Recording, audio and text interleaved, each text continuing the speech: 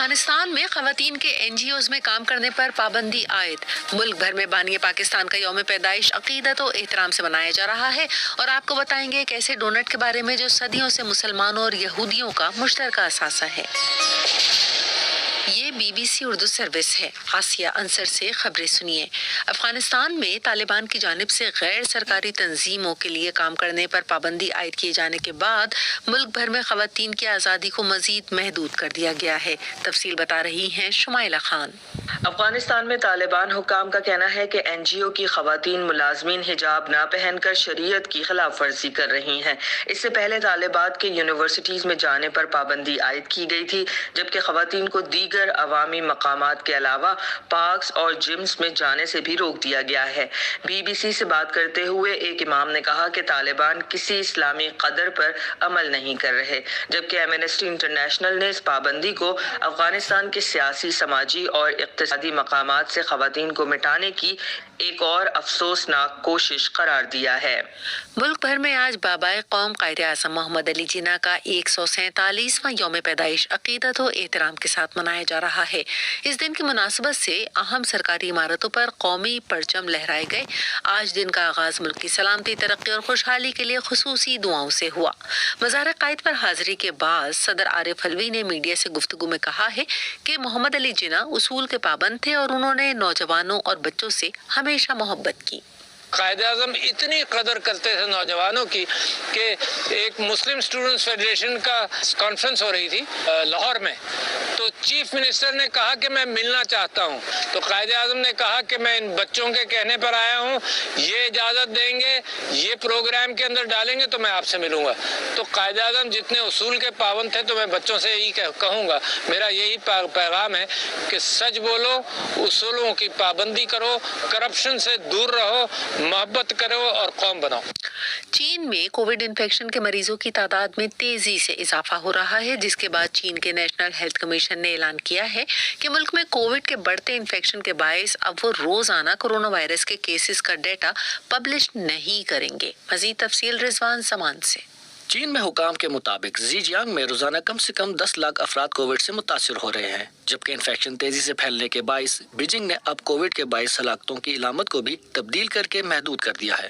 Reports کے مطابق قبرستانوں اور انتہائی نگہداشت کے وارڈز پر بڑھتے کیسز کے باعث شدید دباؤ ہے۔ اطلاعات ہیں کہ دارالحکومت میں ہسپتالوں پر دباؤ کم کرنے کے لیے صوبائی علاقوں سے ڈاکٹرز بیجنگ میں تعینات کیے جا رہے ہیں۔ واضح رہے کہ چینی حکام نے جنوری میں کووڈ انفیکشن کی ایک اور لہر کے امکان کو ظاہر کیا ہے، جب لوگ نئے سال کی چھٹیوں کے دوران سفر کر رہے ہوں گے۔ شمالی امریکہ میں لاکھوں کی تعداد میں لوگوں کو آنے والے چند گھنٹوں میں شدید ترین سرد موسم کا سامنا کرنا پڑے گا۔ تفصیل عبید ملک سے۔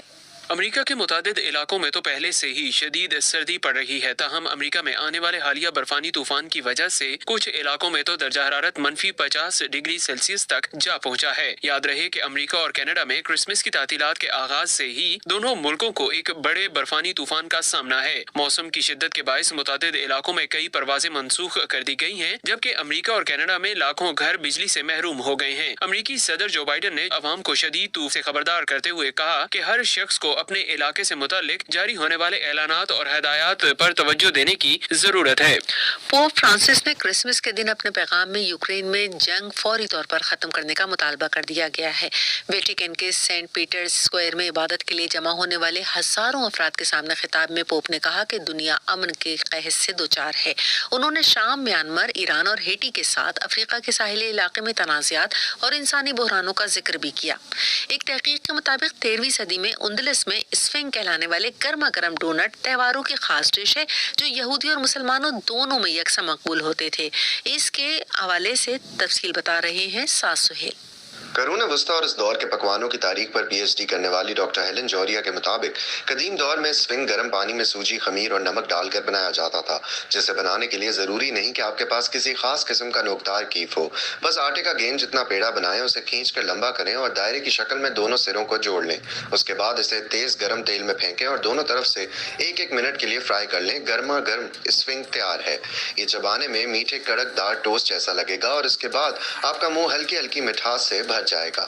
یہ خبریں آپ B B C Urdu service سے سن رہے ہیں۔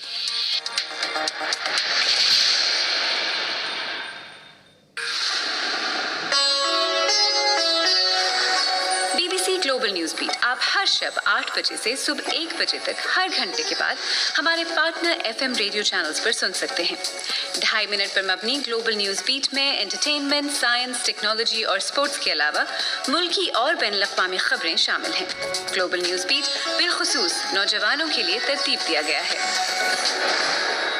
یہ خبریں آپ BBC اردو سروس سے سن رہے ہیں. سعودی عرب کے ایک اخبار نے ملک میں پہلی مرتبہ کرسمس کا خصوصی ایڈیشن شائع کیا ہے. انگریزی زبان کے عرب نیوز اپنے صفحے اول پر دارالحکومت ریاض پر قطبی ہرن کی اڑان کی تصویر کے ساتھ میری کرسمس لکھا ہے. اخبار کے ایڈیٹر نے کہا کہ سعودی عرب میں حالیہ اصلاحات کے بغیر یہ ایڈیشن شائع نہیں ہو سکتا تھا، جہاں اسلام کے علاوہ کسی بھی مذہب کا عوامی اظہار حرام سمجھا جاتا تھا.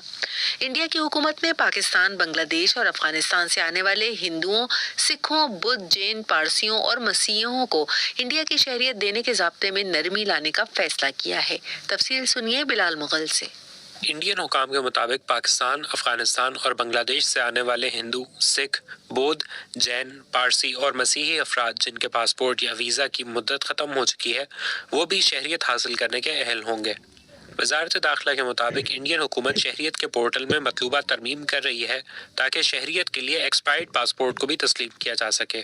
یہ فیصلہ ایک ایسے وقت میں کیا گیا ہے جب وزیر داخلہ امت شاہ نے گجرات کے حالیہ انتخابات کی مہم کے دوران کہا کہ حکومت شہریت کے ترمیمی قانون CAA.